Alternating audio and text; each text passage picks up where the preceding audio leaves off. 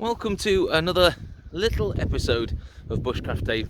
I'm out and about, hiking, camping, cooking, and I've purchased something that I wanted to show you. I'm not sure whether it's any good yet, I've not tried it, but that's the whole point of this video. I'm going to try it out. So I've been using for ages the, I've got it here. So for ages, as my sleeping mat, I've been using the Thermarest Neoair. It's not the X-Therm one, it's just the normal Neoair one, the yellow. And I love it. I've been using it for 2 years and I've not had any issues, no punctures, no nothing. However, I don't sleep particularly comfortably when I'm camping. Who does? Nobody. But I wanted to just try and see if a different air mat might give me a little bit of a different option. I do tend to sleep on my front. I don't tend to sleep on my back.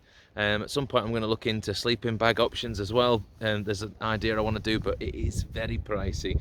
But today I've bought something new when I was out and about. I've bought the OEX Flux 5.0. It's got an R value of 3, which means it should be reasonable for this sort of 2 or 3 season camping. We're in spring now, we're not in winter. It's chucking it down with rain. Let's get in the tent, let's get this pumped up and see whether this OEX Flux 5.0 is any good. Alright, now I'm out of the rain. Let's have a look at it in a little bit more detail. There's a few reasons why I thought it was pretty cool. First of all, the price point. So I picked this up for 50 quid. Again, there are cheaper air mats out there. There are more expensive ones.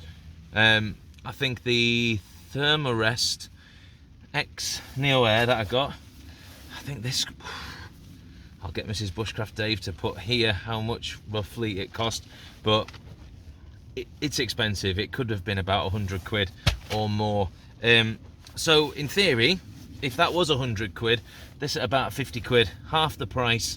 Let's see if it is a reasonable alternative. Let's have a look what else it says. Oh, interesting. Maximum load weight, 100 kilograms. So that's 220 pounds. I weigh more than this should be taking, so get on that diet, Dave. Lose some weight. But I'm sure it'll be fine as I distribute my weight evenly across the air pad. So one of the cool features of it is the bag itself will work as the sack, the air sack that we can use to pump up the flux nice and quickly. So let's take it out. Oh, it's got a nut in it. There we go.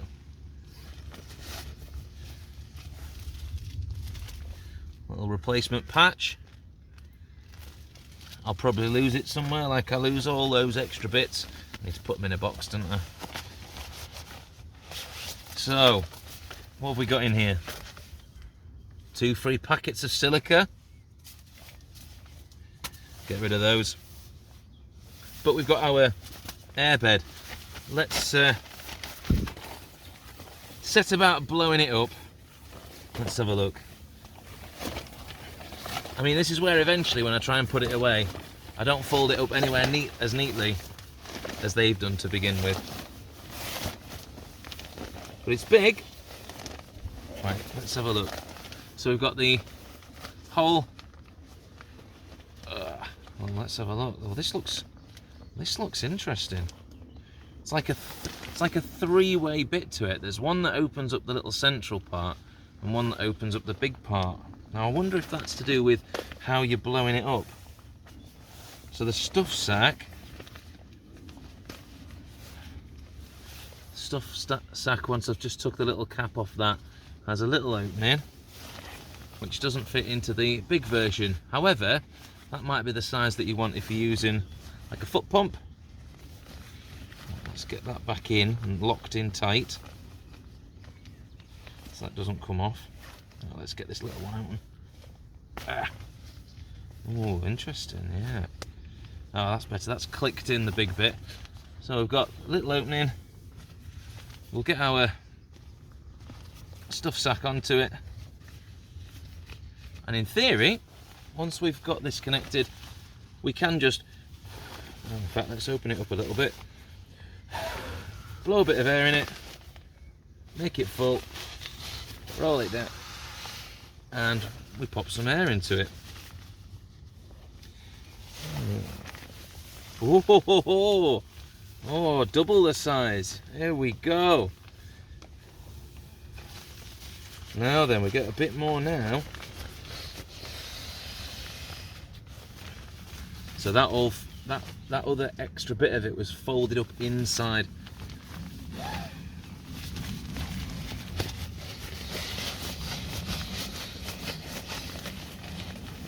You don't need to see all this. Be right back. All right, done, sorted. Probably took me about, I don't know, 12 to 15 bag fills, something like that. But obviously I'm not really blowing into it. They don't really want you blowing into it, because when you blow into it, any of that moisture that you're blowing in can eventually lead to sort of mildew and sort of stuff inside the bags. But what I love about this is it's made up of all these sort of random shapes, but it means that I can have it in here, folded up, fairly moldable to whatever the space is. Whereas the Thermarest Neoair, obviously it's all straight lines, and so it's fairly rigid. It's not going to move. I'm hoping that sort of my body will kind of meld into this a little bit better. I'm interested to see if there's an issue with the fact that there are sort of definite spaces where there's no air at all. So that is just, I mean, there's air in that bit, as you can see, but there's no air in that bit at all. Whereas the Thermarest does have air throughout the whole thing. There's not bits where it's just the fabric touching the fabric. So we'll be interested to see sort of what the R rating comparison is. The R rating of the OEX Flux 5.0 is a 3. The R rating of the Thermarest Neoair is ping. Whatever it is, yeah.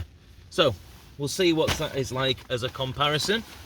But I am going to have both of them out in my tent when I'm sleeping in it tonight. So not that I'm particularly going to try one then the other, but they're both there. It'll allow me to have, hopefully have a bit, none of the floor in this 2-person tent that is, I would end up lying on and getting cold on, you know, if I rolled out of bed or whatever. So I'm going to get myself set up. I'm going to have a night's sleep in it, and then I'll see you in the morning and I'll let you know what it was like sleeping on the OEX Flux 5.0, and we'll do a little bit of a comparison with the Thermarest Neoair. See you in the morning.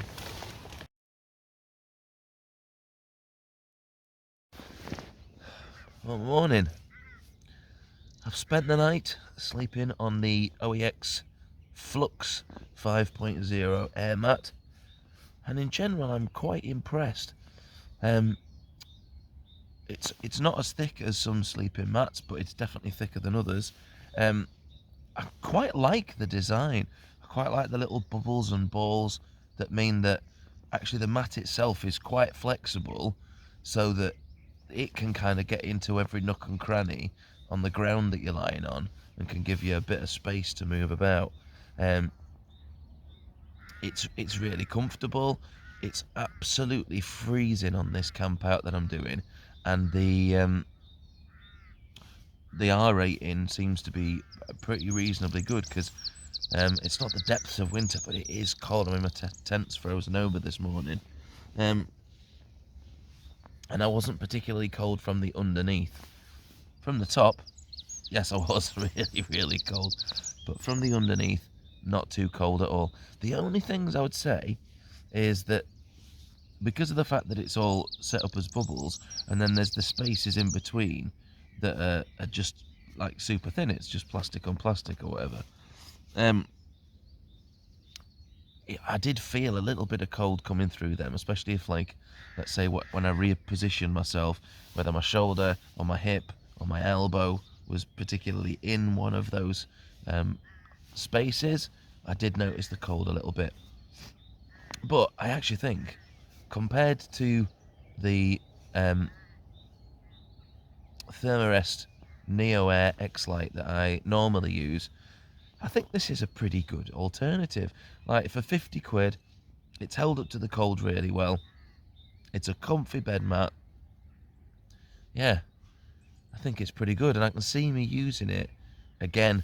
Certainly when I'm out and about with the family, it'll absolutely get used, and we'll see if over time, actually, it's something that I want to use a lot more often. But there we have it, the OEX Flux 5.0 sleeping mat. Hopefully you found this a useful review, so you can at least have a bit of a look and see what it is before you think about buying it. I thought it was pretty good. Quick to put up. I'm sure it'll be quick to put down. These things are always pretty quick when you get ready to empty it. Yeah, thanks for joining, and we'll see you in the next one.